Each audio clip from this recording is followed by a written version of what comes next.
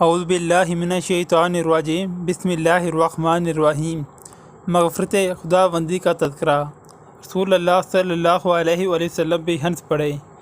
نبی کریم صلی اللہ علیہ وآلہ وسلم نے ارشاد فرمایا، میں جنت میں داخل ہونے والی آخری جنتی کو بھی جانتا ہوں اور جہنم سے نکالے جانے والے آخری شخص کو بھی۔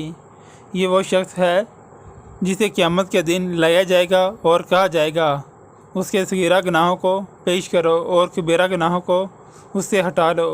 چنانچہ صغیرہ گناہ اس کے سامنے کر دیے جائیں گے اور اسے یاد دلایا جائے گا کہ تو نے فلاں دن فلاں گناہ کیا اور فلاں دن فلاں گناہ۔ وہ سب گناہوں کا اقرار کرے گا اور انکار کرنے کی ہمت اس میں نہ ہوگی، اور ساتھ ہی وہ اپنے کبیرہ گناہوں کی پیشی سے بھی ڈر بھی رہا ہوگا۔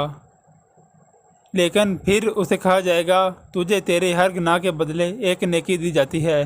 تو اب وہ گناہوں کی جگہ نیکیاں لینے کی لالچ میں کہے گا، اے میرے رب، میں نے تو اور بھی بہت سارے گناہ کیے ہیں جو یہاں نظر نہیں آ رہے۔